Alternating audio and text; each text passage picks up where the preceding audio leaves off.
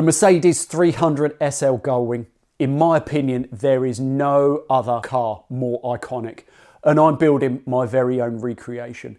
In previous episodes, I've bought the necessary donor car and stripped it down to the absolute bare chassis before landing the Gullwing body over the top, and then working tirelessly on perfecting the fit of the two in preparation for this next massively critical stage. Now for me, there is nothing more important that can make or break a project than the fitment and the style of the wheels. So in this episode, I share with you and document my journey in building a custom set of split rims, which is going to take this build to another level and help me create my vision of the perfect 300 SL Gullwing.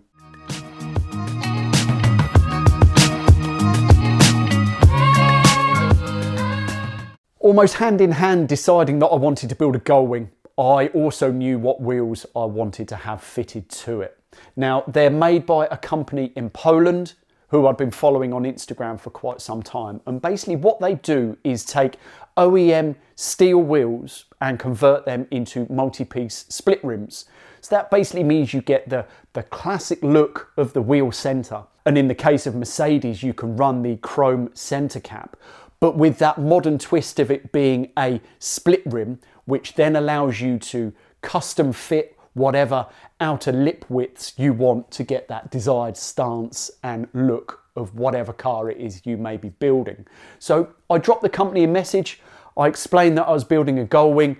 I didn't really know any of the wheel specs because I wasn't aware of anyone else fitting a set of these wheels to a classic width body Gullwing.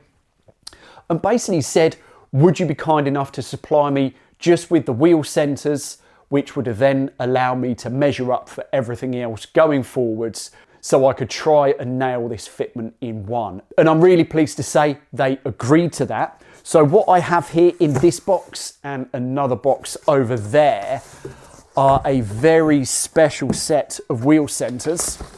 And I'll show you one here. So what you can see, so this is the 14-inch wheel centre that has been modified and stepped up in size to 17-inch. And this is a 17-inch inner barrel welded to the face. What I need to do is get these fitted onto the car, figure out my spacers, and then figure out what lip size I can run from there. Something I will mention is the wheel centres won't be staying steel grey.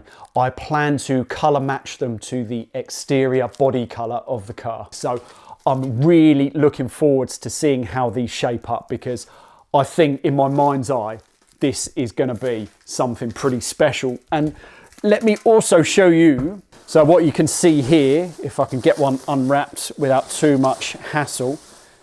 So these are the chrome Mercedes centre caps that you can have fitted. So this is what will give you that sort of real retro, correct period look. But like I say, with that modern twist of it being a split rim with some nice outer polished lips fitted to those wheels. So yeah, I'm really, really happy, and I'm hoping this all comes together as it should do. Right then, let's get this show on the road. And because I'm doing this voiceover after the event, I know this turned into an absolute battle royale. So stay tuned, get this wheel dropped off, and here you can see the standard SLK AMG 32 calipers and discs. They're 320mm discs, 2-pot calipers, but they're pretty chunky. So I'm fully expecting, or I fully know that I'm going to need to run a spacer. It just depends quite how wide. Offering up the wheel into position, yet as I thought, there's a fairly substantial clash with the caliper. Holding the wheel in place central on the hub, I can then just grab a tape measure and just roughly measure up the spacer width that I'm looking at on the front here, because I have a bit of a plan to try and take all of the guesswork out of measuring up for these spacers. So very quickly, out of some scrap MDF, I've made myself up some temporary spacer rings. Basically, I want to take away all of the guesswork out of this because I'm not very good at guessing. And by making these temp spacers, I can really sort of fine tune the final aluminium spacer width that I need. So what I've got here is two 18mm spacer rings and then a 9mm spacer. So the combined stack height is 45mm, and that is where I think I need to be with the final aluminium version to get clearance on this caliper. But obviously, like I say, to take away any of the guesswork, I'm trying to do this so I can order in confidence these final spacers so I can clear all of the brake caliper. So armed with my patent pending MDF spacer rings, jump back over the car, and they push nice and firmly over the hub spigot to hold it into place. Then just grabbing that wheel again and offering that into position. And this showed me that I had plenty of clearance now on the caliper. So much so that I was confident that I could actually get away with a 40mm spacer on the front here. Once I'd finished up on the front, I then jumped down to the back, carried out the exact same exercise, and ended up calculating that I needed a 30mm spacer on the rear. So jumping online, I was fortunate enough to find a company called PCD Parts. They're based here in the UK, and just looking over their website, it was easy to tell that they would be able to supply me with absolutely everything I needed. They do standard wheel spacers, they do PCD adapters, all of the various nuts and bolts that you may need for your particular wheels. And it's such an easy website to navigate, either by individual product if you know what you're looking for, or in fact just break it down by your manufacturer and your car model. You can then filter through all of the specific parts that they make for your particular vehicle. So it was so easy to find the spacers that I needed for the Mercedes SLK. I could then pick the widths that I needed them in. They also give the option for custom made spacers should your exact width not be listed on their website. And any inquiries you can make through email or on the phone, and they are incredibly helpful. So I didn't hesitate in placing an order with these guys. I wish every parts order was as easy and as quick as this was. Already arrived are my spacers from PCD Parts. Here you'll see the 40mm spacer. I've got the 30mm spacer here also. And as mentioned, I have got the dome shoulder bolts for the steel wheels, and then they come supplied with the tapered bolts necessary for the actual spacers themselves. Now, quality of these is spot on, as you would imagine. It's a shame they're going to be stuck behind the wheels and never seen again. But thank you to PCD Parts for the parts themselves, the service, and generally being really, really helpful. And like I say, I just wish every company that we all had to deal with was as good as these guys. So thank you to them. And now I can get the wheel centers trial fitted up properly for the very first time to see how things are shaping up. So armed with my new PCD supplied spacers, it felt like a real massive step in the right direction was about to take place, and just to see if my measurements would actually stack up. And it looks like we're onto a winner, or that's what I thought. So it dawned on me that being a split rim, I'm going to have some split rim bolts, and the actual bolt and a nut sits on the back side of the face of the wheel. And what I completely overlooked was actually mocking those bolts up just to check those clearances on this caliper, because what I ran into was, it was just one of those things, completely my mistake. We have quite a sizable issue, and this is all because I'm trying to run as much outer lip, or as wider outer lip as absolutely possible. So yeah, we have got the mocked up split rim bolts absolutely smashing into the AMG caliper. So if we look at it from the back side, climb down on the floor, hopefully you can pick that up on camera, that there is just zero clearance, and no matter how much I was to grind off that caliper, you know, it would be past the point of being anywhere near safe. So that is not an option. What I did do, or what I did say at the start of this video, was these wheels are going to fit how I want them to, regardless of the level of difficulty it takes to achieve that. And one of the points that I said in jest was, if I needed to fit smaller brakes to clear these split rims, then that's what I'll do. So that's what I'm actually going to investigate. I'm going to have a bit of a dig around to see what options there are to actually fit smaller front brakes and calipers to give me the clearance I need to be able to achieve the wheel spec and then the overall look that I'm pushing for. Now, I know this is going to cause a fair bit of hate, but bear with, nothing's going to be dangerous. I'm going to look into this from every possible angle, and I'm going to arrive at something that I feel comfortable with and I feel safe about doing. So I'll see where I get to, and I'll check back in with you in a little while. I found online a Mercedes parts catalogue.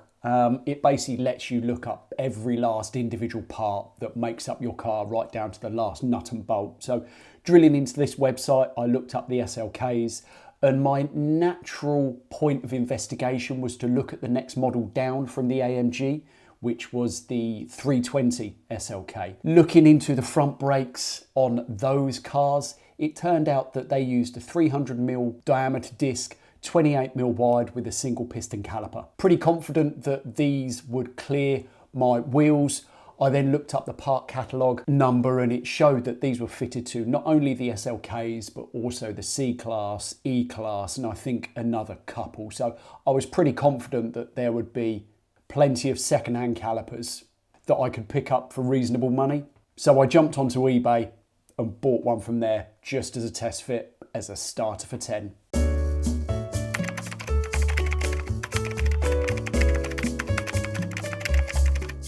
So while these wheels continue to kick my backside and I wait for some more parts to turn up to allow that kicking to continue, I want to try and keep progress moving in the right direction. And there is a small little project that I want to tackle in the meantime, and that is to fit these inner sill panels. Now, these panels are the pieces that you see as you open the Gullwing door. They are those large pieces that you step over as you climb into the seat. Now, if you have looked into replica bodies or seen build photos of these Gullwings being made, you may have noticed that these panels are generally fiberglassed into the main body. Now, this kit is quite special, and it certainly works in my advantage by having these separate. And that is because of how I want to fabricate this support structure that I keep going on about, and the detail that I want to go into. By having these panels removable, it will just give me so much more clear working space to fabricate up that metal structure needed to support the body. The level of detail on these pieces is absolutely superb, and it does give that feel of the DNA of the original cars still coming through onto these replica pieces. You'll see here on the inside edge, and this will never be seen when the car's finished, but you can see the original mounting holes that would have been used on the original car. On the top side here, you can see the striker plate location for the door latch and where that needs to fit. And it's just pieces like that that really does add to the quality of this kit. Now, I know for a fact that these panels are supplied oversized, i.e. the margins around the edge of the actual panel itself are oversized. So then that allows you to fit and trim as necessary to get it working to your body. Now, I can't stress enough the importance of reference photos to the original cars, so you can really start to understand the fine sort of details of the shut lines and the gaps and the interactions of all of the various panels and trims and bits and pieces. Because if you want to end up with a cohesive build, it's understanding all of that which is really critical to your own build. So what I'm going to do now is, with a Sharpie, mark out some margins where I want to start trimming down, get those cut back, and then offer it back into place just to see how it's shaping up. I'm not going to lie to you, but I started to trim up this passenger side panel and I just wasn't getting the results that I was hoping for. It just wasn't quite fitting as I had expected it to. So what I did actually do, and coming round to the driver's side, let me spin you round, was jump ship on the passenger side and take on the driver's side, because I wanted to just double check that I wasn't facing the same issues on both sides. And I'm really pleased to say that this driver's side panel has fitted up exactly as I hoped it would do. Now, it still needs some fine tuning, and as you can see here, it's just held in with a few clecos and a couple of quick aluminium brackets just to keep everything in place. But with some more fine detail work, this will be in a position ready for it to be fiberglassed in. Now, I'm not preparing to do that anytime soon. I just wanted to get these panels offered into place. So with the driver's side one fitting nicely, all in alignment with those reference photos that I spoke about earlier, I sort of regained some confidence in my process of doing things and started back on to the passenger side. And I've got this now fitted in a position very similar to the driver's side. The only thing I've ended up with is a small gap along this front leading edge that I need to deal with, but that'll all come when these panels are fiberglassed in for the final time. So it did get off to a shaky start, and I did doubt myself in terms of the process that I thought these parts needed to get them fitted. But you know, it's all part of the learning curve. At least I will know if there is a next time. Now, back to the main bulk of this video. I've had the brake parts turn up that I've been waiting for. So let's carry on with this backside kicking that these wheels are giving me. So what felt like a painfully long wait for this caliper to arrive, it is finally here. So here it is, my CLK, SLK, E-Class, C-Class, whatever else it fits, Mercedes caliper that I'm about to try and put on the car. So by this point, I've no idea how it's going to pan out and what else is going to bite me in the backside. So there's only one thing for it.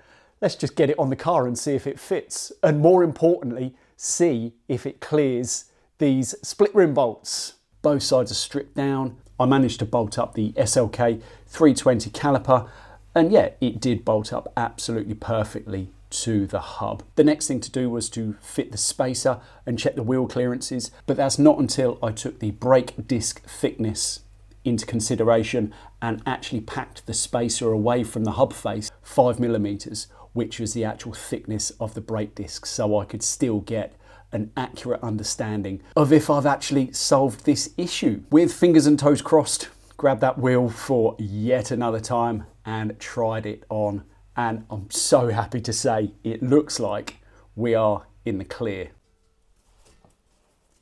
We have clearance. Let's just stick our head in the backside and then you can see how much of a difference this has made. Get his camera to focus. What you can see now is daylight where the split rim bolts are in relation to the caliper. So I am no longer got any clearance issues, which is a result. Now, what I have done is ordered some brake pads and discs because I do want to get everything mocked up properly. And well, obviously I need discs and pads anyway for these new calipers. But what this now does mean is I can take a final measure up for outer lip size and get those on order. So we are one step closer. So the discs and pads arrived, and what you can see here are a set of Brembo cross drill discs and a matching set of Brembo pads. What I'm also going to do is fit a set of braided brake lines just to give me that increased pedal feel. So although I have fitted smaller discs and calipers, I have gone above standard in terms of the performance parts that I have now fitted. And in terms of what this car is going to be used for, I'm more than happy with the solution that I've arrived at. It's time to refit the wheel spacer and get this wheel fitted back on so I can then measure up for the outer lips. So the car's lowered down to its there or thereabout aired out state. Now, ignore what looks to be a massive arch gap. It's an optical illusion more than anything. By the time the outer lips fitted and the tyres on, you know, this gap that you can see here is going to be much, much less. And obviously not forgetting that the actual eyebrow needs to go on, therefore visually lowering the car more when you're looking down at it from your sort of eye height. When you're stood next to the car. So anyway, what I need to do now is get a plumb line hanging off the face of the arch so I can then measure from that line to the wheel face. That will give me my maximum outer lip that I can run on these front wheels. So what I've got here, very, very simply, is a bolt tied to a piece of string that I'm going to clip to the inner arch of the car. So that hangs down there, make sure it's centered up. And you can see here that the distance, let me show you, let me grab my tape, and from the camera focuses, I've got about just under 2.5 inches. Now I think there is some trickery that I can do with the arch here because it's covered by the eyebrow. I'm going to push for a 2.5 inch lip and then run a slightly stretched tyre to get the fitment that I want. That's the plan. So that's where I am on the front, 2.5 inch lip. I'm going to do the same process to the rear.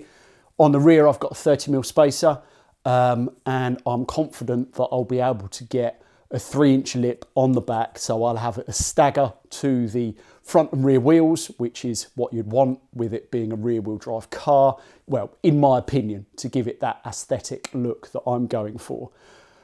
And then we'll try and find some outer lips and get those on order. One eternity later. This video was meant to be out 3 weeks ago, but unfortunately there are just things that I cannot control, and stock levels of BBS outer lips is way out of my control. It would seem that, well, we're coming into UK show season and there are hundreds, if not thousands, whatever the number may be, of guys and girls rebuilding their wheels, building new wheels for their show cars. And it basically meant that everywhere I tried, they were out of stock of the lips in the sizes that I needed. So I had to sit tight, be patient, do some other bits and pieces on the car and just wait for stock to come back in so I could actually place an order.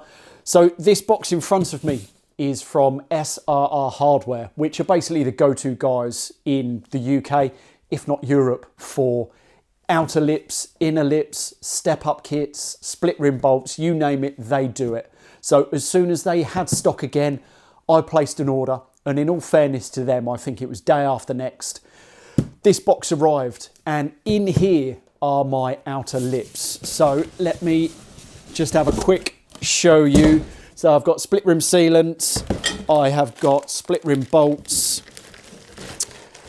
split rim nuts, and then here we go. I've got my, that'll be the 2.5 inch polished aluminium outer lip, and then digging through here a little bit more, I have got the bigger boys.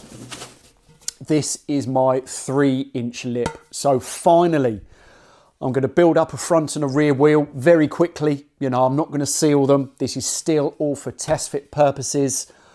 I can get these bolted to the faces and give these a proper test fit to see how the car sits.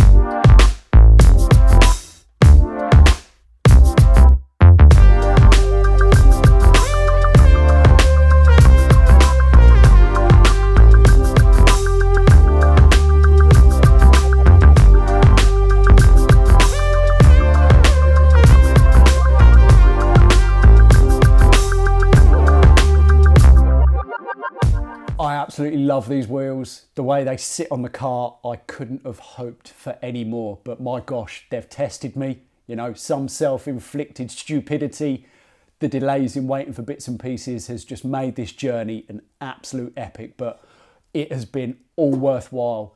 Just knowing what these are going to look like colour-coded. And I must admit, in this video, I was hoping to have the centres painted and the tyres fitted. But time has just beaten me, and because this has been such a journey, I did just want to share with you guys what I've been through, in all honesty, so you can learn from my mistakes, because I've certainly made enough. But yeah, to see the car sat laid out on these wheels, even just on the blocks of wood, it really does sort of cement that vision that I've got in my mind's eye that I am going in the right direction for me in creating my absolutely perfect Gullwing. So I think that takes us on to the next video. And thankfully, I've almost got another one in the bag just because I've been doing work on the car whilst waiting for wheel parts to turn up. So there's certainly not going to be the delay in the next video like there was in this one. So up until the next one, I'll catch you next time.